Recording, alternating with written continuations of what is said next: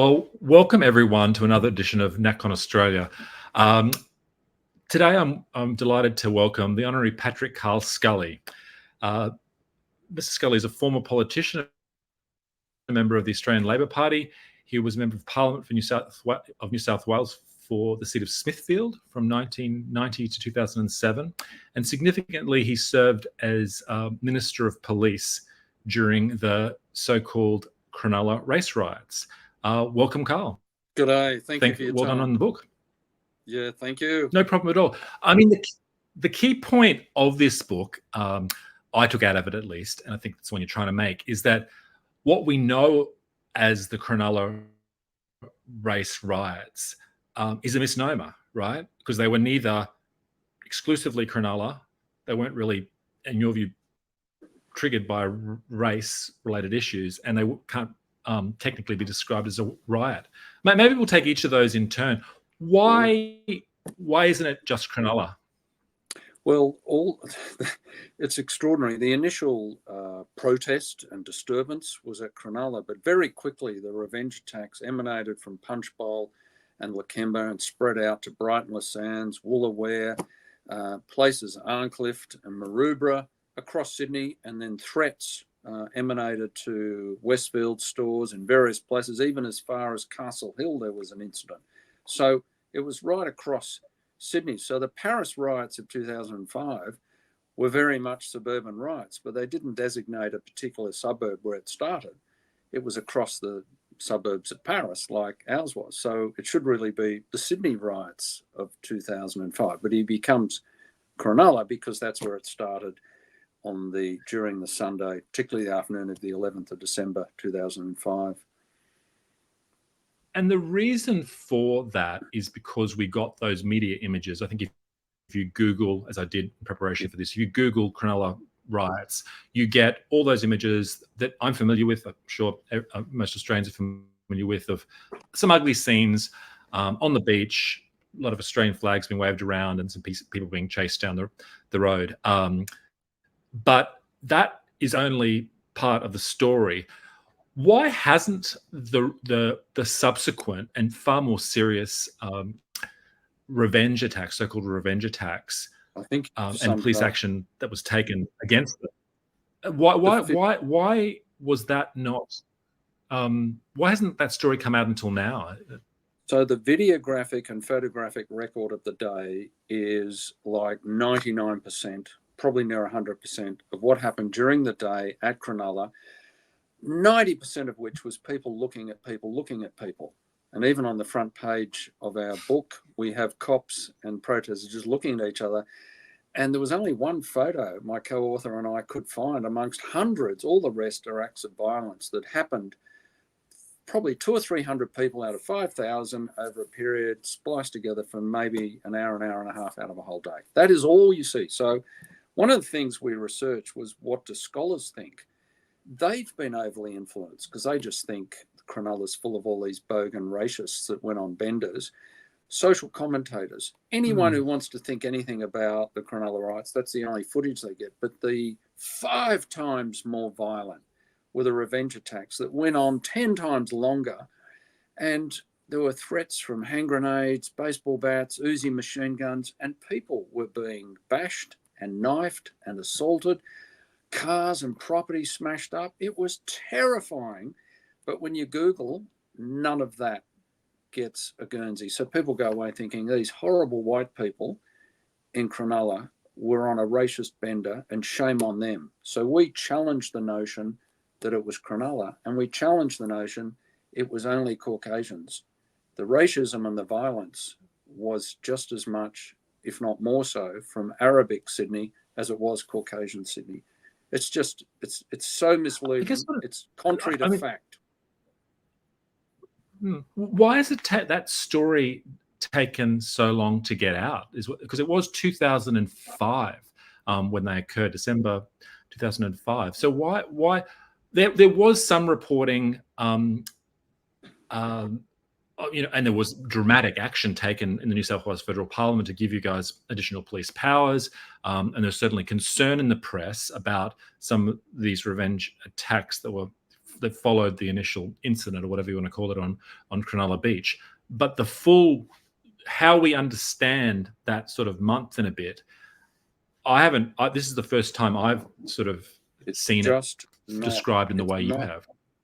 Well, truth, as you know, must sit on a bedrock of evidence and provable killer facts. And the truth of Cronulla Riots is it wasn't a racist event in terms of it being motivated. It was more than Cronulla. And it was far more violent from the other side. But the intelligence we received as police minister and police commander was frightening. It was scary stuff. The public don't know it. So when they Google, all they see is these drunken yobbos chucking beer cans, rocking a police car and chasing some people of Arabic appearance. They don't get any of this other stuff. And it's one of the reasons we were motivated to write it. We thought it's about time people know what really happened and how it could have been a whole lot worse. Yeah, but again, I sort of thing I struggle with is a question I wondered throughout reading the book was, did you have a breakdown in relationship with the media, or was it just because you at once you have a long discussion about whether the media caused the incidents or at Cronulla and elsewhere, and you basically come to the conclusion that not really. It was text messages, which, if anything, were the major driver of it. But Alan Jones and the Herald and everything else in Sydney, the Daily Telegraph in Sydney, and some quite inflammatory headlines and articles that they wrote weren't really the driver of it, in your opinion. But what got me was, well, why? But then they weren't able to get the sort of footage of the dramatic footage that we see on Google of the revenge attacks, because they were all CCTV and in the dead of night. And so it's just grainy footage. Sure, I would have thought, yeah. So it really is just because the press didn't have the nice the dramatic snaps, that they couldn't tell that side of the story. Well, is that we argue they sat around all day, bored as hell, worried that their jobs might be on the line when their editors say, "Where's the footage?" And near the end of the day, they got some footage, and the editors spliced it together to make it look far more shocking than it is. We think that was a provocation for the revenge attacks, but it's certainly, the media didn't start it. Alan Jones's audience listened, cheered, and didn't turn up. The Telegraph published a threat from the Bra Boys of Maroubra. We think that motivated the revenge attacks. They smashed up Maroubra.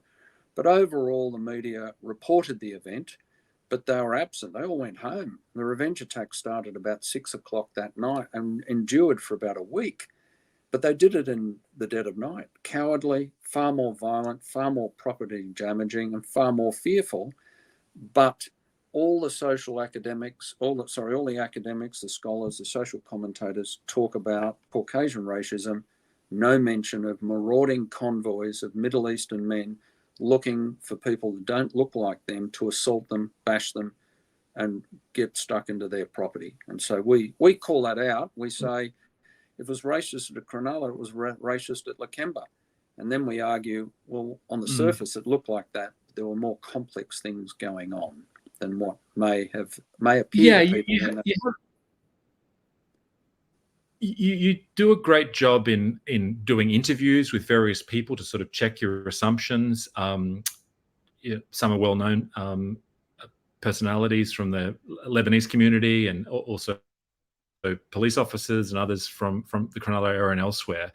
And let me see if I've got the interpretation right. You're basically saying it was not really racistly motivated by racist or Islamophobic feelings from the guys at Cronulla, but it was more to do with, I think what you described is otherness or distinctiveness, a complicated situation where people were coming from, well, many people were actually coming to Cronulla Beach regularly. And it's, I think, I've never been to Cronulla, but it's, as you state, it's one of the only beaches in Sydney that has a train line that goes directly to it. So it does draw on suburbs across Sydney. But so how would you describe the motivation and the triggers for what did go down on both sides? So this is a very, very important part of our work. And we argue that what people responded to were threats to their sense of comfort and their cultural mores. So you had a group that had a notion of how to use the beach, the surfer culture.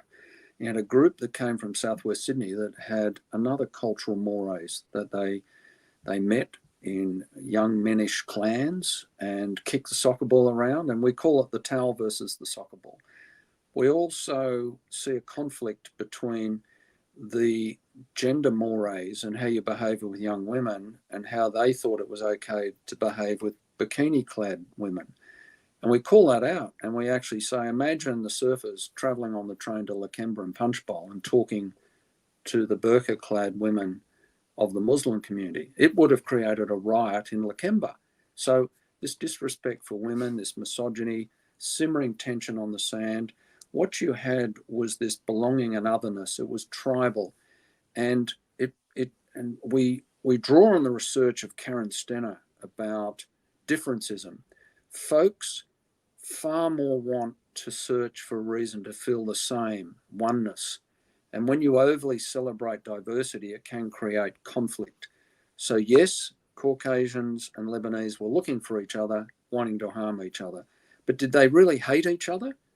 Were they really bigoted? No. And the proof of that, Dan, is it never came back. It came and went.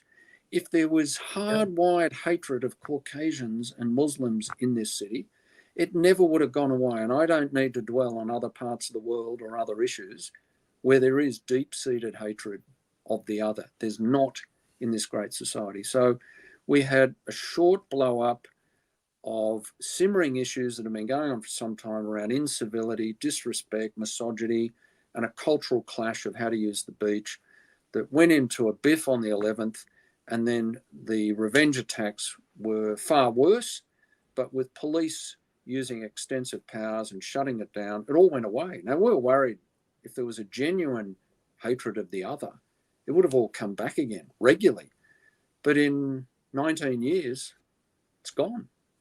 And you can't just point to the racist texts, the racist memes, the racist taunts, and the racist tats and say it was just racist. That's a cheap, superficial truth, Dan. You've got to say, why did they behave like that? And then we interviewed Mekalala, who is the young woman who joined the surf lifesaving program and invented the bikini.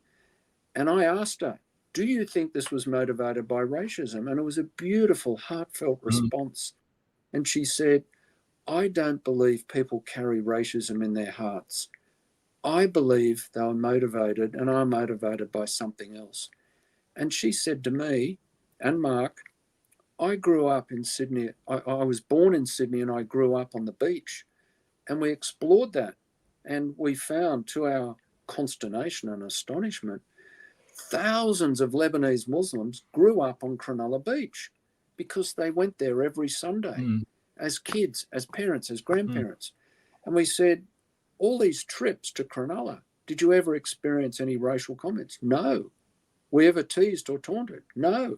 Did anyone say anything nasty to you in all those years? No. They said, we don't have a problem with the people of Cronulla. This is a small remnant of our community and we're very embarrassed about it. And hence the success of that lifeguard program. Everyone wanted it to work and it did. That's a lovely story. That's exactly what the correct response should be to that event, and not nearly publicized enough, right? When you Google the Cronulla Riots, you don't get that image. It challenges everyone's willingness to celebrate our diversity and multiculturalism.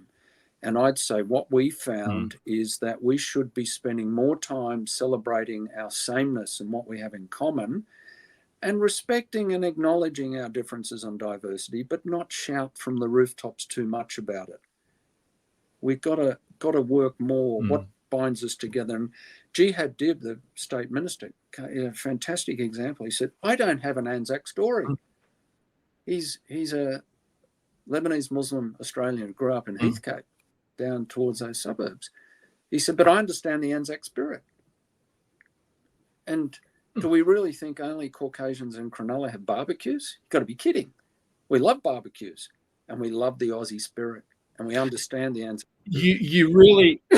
You really go to town on some of the academics who came in and wrote some nonsense, frankly. I mean, it's trying to describe what went on as a pogrom, and then talk about how, and then they not only were, first they blamed the Cronulla people from Cronulla, and then they try to make out that the Cronulla people from Cronulla are sort of set upon, peasants or who are just reacting because of their socioeconomic sort of condition, when, as you point out in the book, it's not it's one of the most affluent parts of of Australia, really. Try and get buy a house in I was very disappointed. Mark and I decided, as you know, to test the credit worthiness, as academics would say, of our initial opinions.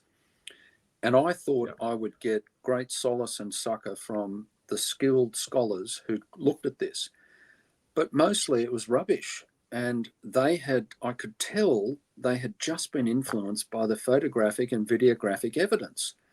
They hadn't peeled the onion layers away and thought, what really happened here? And they actually wrote about a racist Caucasian shire attacking the downtrodden Islamic community.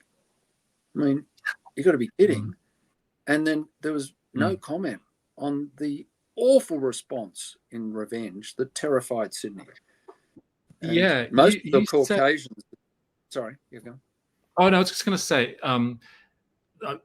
this can't be stressed enough. And one thing I found interesting is that it was actually the laws that were passed in 2005 in a hurry were actually world leading. And you had Bill Bratton, who's the famous, LA, New York crime fighter, who what happened? He phoned up, or he was interested in the tactics which were used, which enabled police to seize phones and to, I think, correct me if I'm wrong, but one of the key things was pulling cars off the road for traffic infractions in a very aggressive way in order to pull. And then you had lockdowns before they became a term on particular suburbs, and that did stem what could have really got out of control.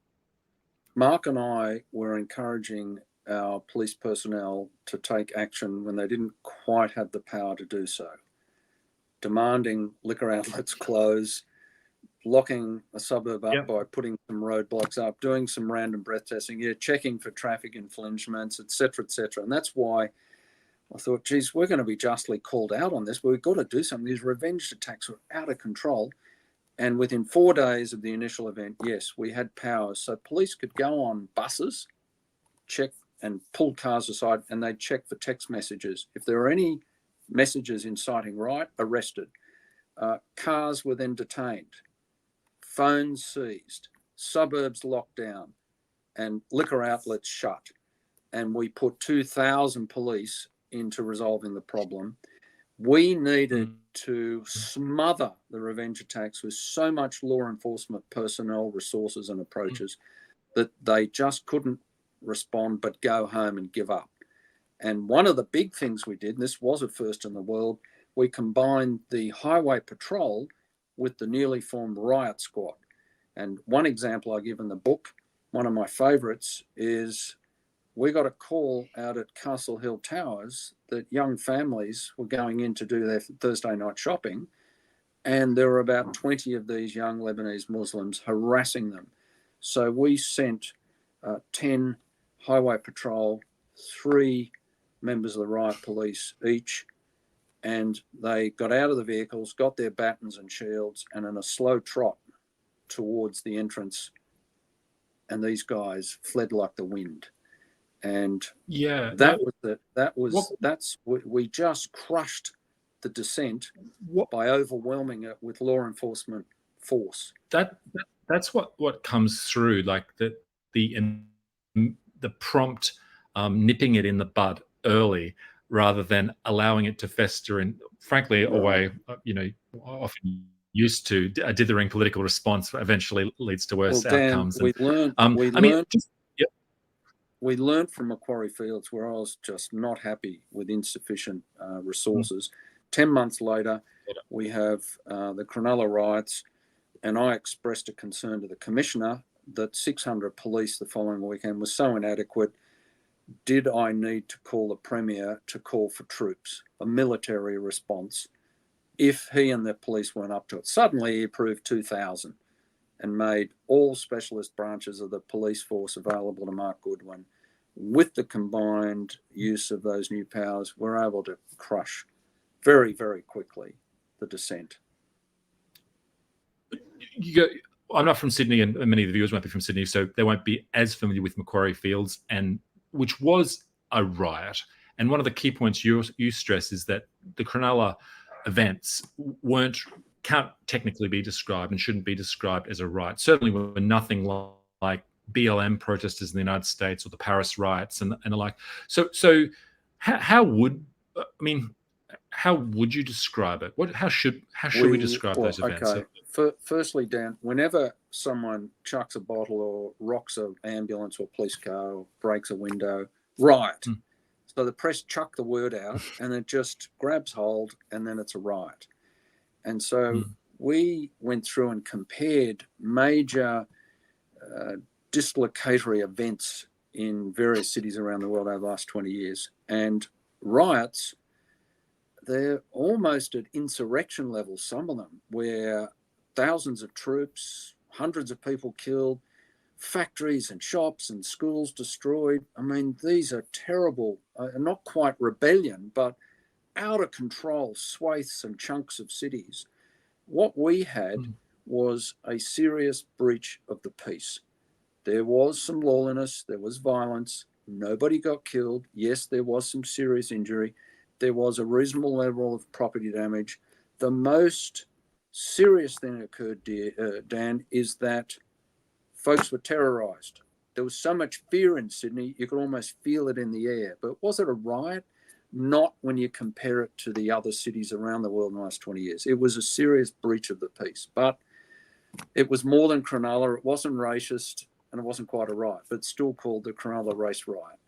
It's just stuck. Yeah, I mean, and to be, again, you're at pains to stress that you don't believe race or anti-Islamic feeling was truly the driver of it, or on either side. But at the same time, you don't shy away from saying that a small, there was part of what occurred can be traced to a flawed immigration program in the 70s, basically, where there were certain groups from Lebanon. Is that right? You tell me how you would describe what is unlike any other. Now, firstly, Lebanese Muslims do not make up a huge percentage of southwest Sydney. They don't make up a majority of Muslims in southwest Sydney, and there's more Catholics and Anglicans than there are Muslims. So it's not a ghetto. I saw you had a great breakdown in the book of the demographics. But so sort of then make it clear what exactly. It invites a more serious question then of, well, what's going on here if there's not thousands of these and forming 60% of the population? And what we found is, unlike any other ethnic migration, there has been an intergenerational baton handling of an unbridled contempt for law and law enforcement and the rule of law by a small part of each generation of the Muslim ethnic community. So what we had at Cronulla, in a sense, was the second and third generation. And what we have now with the Lebanese Muslim gangs causing all sorts of grief to each other in Western Sydney, third generation. And what happened in the 70s was the Lebanese concession, where allowing thousands of these otherwise individuals who wouldn't have been eligible for migration to be allowed to come here to escape the Lebanese civil war, which was horrible. And they were not very suitable migrants, and they struggled to integrate. And a chunk of them behaved in a way that some of them still behave today. And they behave in a way that I call the term ethnic exceptionalism. And some academics and scholars might say, well, that's not a particularly pleasant term, but how do you explain it otherwise? When you look at all the other waves of migration over the last 100 years, there's been a keeping of culture and community, but an integration into the wider sense of what it is to be a contributing Aussie citizen. And there's a small part of the Lebanese Muslim community that refuses to do that. Now, the vast majority do, so I don't want you to go away thinking there's a wider problem, but the menacing few cause police in the community a big problem. And it is just a menacing few. But your understanding, and I wasn't around at the time, maybe you weren't either, it's a long time ago, why was that concession given? It seems in retrospect careless, doesn't it? Or at least... Well, at the time I was, first year university, I think. Malcolm Fraser was the new Prime Minister, and I think he was genuinely good-hearted. He thought this was a horrible part of the world, and we've got to do a bit in using the haven of Australia to rescue a big chunk of the population of Lebanon that was going through unbelievable pain and discomfort. And so thousands of them were allowed to migrate, which normally shouldn't have been. There was very little filtering. That some of the worst of the worst, and these are patriarchal community that really believe in honor and respect and family, and they've handed that to the second and the third generation, unlike any other community. But I've got to emphasize it's only a small number, but that small number causes a disproportionate grief to the community and attention to law enforcement. And some of those were involved in the revenge attacks with great effect, sadly. You make it's almost as though with Australian immigration policy, we went from a very, very overly restrictive approach, and then in the 70s it became, and some was successful, like Malcolm Fraser welcoming in a lot of Vietnamese refugees who've by and large had none of the same type of well, certainly that's the contrast. It was Malcolm Fraser let all the boat people in, and they've been wonderful additions to the Australian community. Fantastic. Yeah. Exactly. Yeah, no, that's right. And they still love Malcolm. For groups of ethnic groups in Australia, in Arla and Brisbane, for example, that are very pro Malcolm Fraser. You make the point. I mean, it is a very small, particular ethnic group, from Lebanon, that of course the problems. You have this quote, which I wasn't aware of, by Peter Dutton, I think when he was Home Affairs Minister, who said, "The advice I have that the last 33 people have been charged with terrorist-related offences in this country. 22 of these people have come from second and third generation Lebanese Muslim background."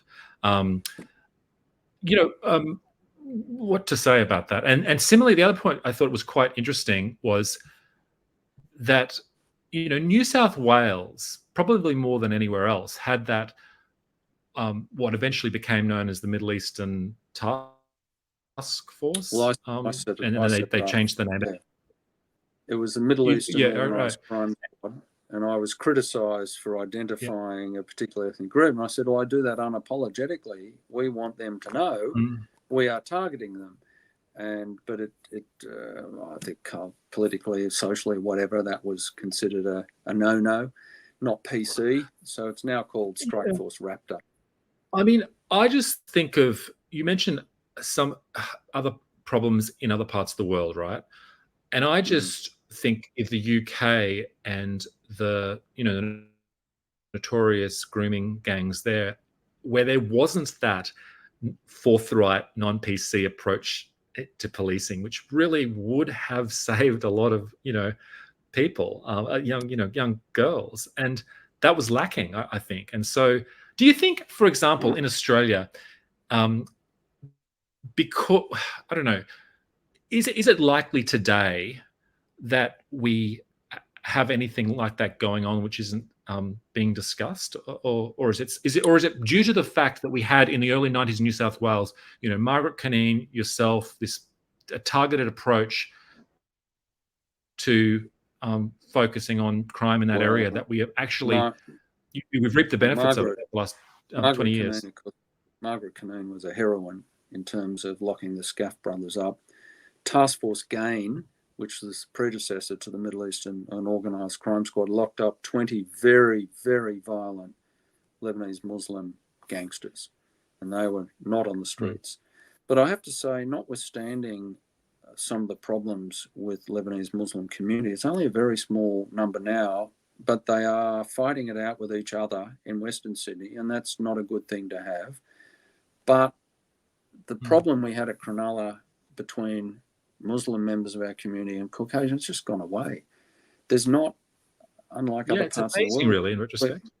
Well, and I think it's, and this invited the question, was it done because they hated each other? They had contempt for each other's religions or way of life? No, they didn't. They felt threatened for the reasons I set out, and they responded. But I think once folks feel they're not threatened by each other, then they're more peaceful and abiding and respect each other. And that's what's happened for nearly 2 decades. But that doesn't mean it's sort of it's an unnecessary. It's definitely an unnecessary Cronulla and the people from there who, as you point out, and the interviews from people that you take, verifies the relations now. The relations then weren't even that bad. Be much, it's much friendlier than it ever sort of was, right? It blew up like a meteor, shone across the sky, and then evaporated and hasn't come back. And that's because there's not this abiding, incomparable hatred of the other. It's just, we don't have that in this community, thankfully. There are other communities. Why though? Yeah. Why? Because in Europe and other parts of the world, I mean, there's something special about Australia. I think we have a very attractive culture that people want to be part of in the main, or at least that has been the case. But there's not necessarily something magical about the earth here. Other parts of the world do. Beaches in Europe, right? You do. I think from what I read, there's more hostile to people sunbathing with their tops off than that they were once might have been, because the culture has changed, so it's not something we have. It certainly seems had a great deal of success because the action in the early 2000s. But do you think that there's a tendency, or at least a risk, that we could lose that? If we just rely on the sort of magic of the culture to sort of somehow solve all our ills? Okay, here's an interesting question, and some of your listeners may be interested in this. The word tolerance has been universally praised as a good thing. We have tolerance. Well, we argue, hang on, that means you put up with. And so when you're intolerant, you don't put up with. And it's very important. When we are tolerant, it's a different notion to embracing and loving and being in the kumbaya all together. We all have a level of intolerance to difference, and it doesn't emanate with deviant behaviour until the threat level becomes too much. So it may well be some communities are just uncomfortable with topless bathing, but don't do anything about it till there's thousands of topless bathers surrounding a small number of them. If some other threat happens, if people come onto the beach and start kicking sand in the faces of young kids again, people are going to, or if there's misogynistic behaviour to women of either side. So tolerance and intolerance aren't terrific words, and none is much better than the other. But we just need to be aware that when we react to incivility and disrespect and a cultural clash of how we should use space and time, we're no different to anyone else. But it doesn't mean we're racist. We're just reacting to our discomfort to how people are behaving vis-a-vis what we expect. Yeah. Now, yes, there are some inbuilt racists. There are people who just hate. It was more of a clash of mores and stuff on that beach at the time. Like you said, that's the beauty. Is that tolerance? But tolerance isn't the same thing as indifference. Yeah. Yeah, so we are a softer, fairer, more caring, more embracing society. We're not perfect, but this is a terrific country to live in compared to some of the stuff going on around the world now. Yeah. It really is. And most people can wander around no matter what they wear or what they do, but if they do something in a way that is uncivil or disrespectful, then it will create a deviant response. It may be a one-on-one, maybe a larger group, maybe a protest, maybe a ballot box issue, or it may be some delinquent behaviour where people say and do things that they might be otherwise embarrassed about. But most of the time, if we work on respect and civility and understanding the other and how our cultural mores need to dovetail with each other in a productive way, then we're all going to be good. But there could be another time when a Cronulla happens again. But I think folks understand that we're searching for a way to be comfortable with one another, not just tolerating one another. That's the sense. Do you think that the dramatic increase in immigration numbers over the last 2 years post COVID, put that under threat? I mean, is it not? Is it just if you get such a large increase, it's not? I don't You don't think it so. does? We're a nation of immigrants, Indigenous, Irish, Muslims. It's just that you can't screen the bigger the number, the harder it is to screen and really know. I would only say that we need to take care to make sure the best quality of migrants come here, but I don't think migration is a problem. There's so many examples of the enrichment of this country, culturally, linguistically, economically. It's a good thing. But if people are going to come here and misbehave, then there's a reaction. But overwhelmingly over the last 50 or 80 years, that's not been the case. I mean, hard-working contributors to our rich mosaic of Aussie life. Yeah. I'll wrap it up with the last couple of questions. But one of the things, again, that comes through is that with the Cronulla events, it was 2005 and there was no real social media. And since that time, that's exploded, right? And God forbid what the TikToks would have looked like at the Cronulla during that event, right? You can only imagine. Do you think... well, at the moment, there are laws in federal parliament which are targeting misinformation and restriction on the media. What do you think the correct response should be? Is there a risk that we could turn what would otherwise be events that peter out naturally and relatively uneventfully into mobs? Well, just bear in mind the mobile phone hadn't been all that old, but what was quite new was mass text messaging. So the first time we saw what became known as group or chain text messaging. In fact, there were 270,000 in total sent during the several weeks of Operation CETA around that. That's tens of thousands of text messaging. And we call it the modern pamphleteering. In 200 or 300 years ago, pamphlets would have been handed out and letterboxed or whatever to motivate discontent. This was immediate, it was quick, it was fast, it was effective. Now, yes, all the other forms of social media followed that event in 2005, but it was pretty effective, Dan. I'm not sure the more modern stuff would change much, except perhaps more pervasive. But let's bear in mind, pervasive messaging only impacts on people's behaviour if there's a simmering discontent. You don't go and do that because Alan Jones tells you. You don't turn up and protest and be violent because someone sends you a text message. So that's what we said. There needs to be a simmering discontent, a pervasive form of message, and then people gather and do things. So I don't think it matters about social media. If there's not a persistent simmering discontent about something, it doesn't matter what folks say.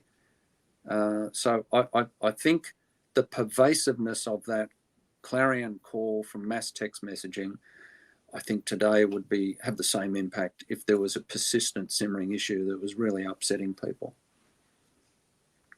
because you've seen, I mean, in the UK, they had those ugly riots recently protesting, well, triggered by an ugly event. I think it's the Taylor Swift, the killing of those girls at a Taylor Swift mock event, right? So it certainly can happen. And I just, and that was driven to some extent by social media. But yeah, maybe it would have also, the same thing would have happened in the age of text.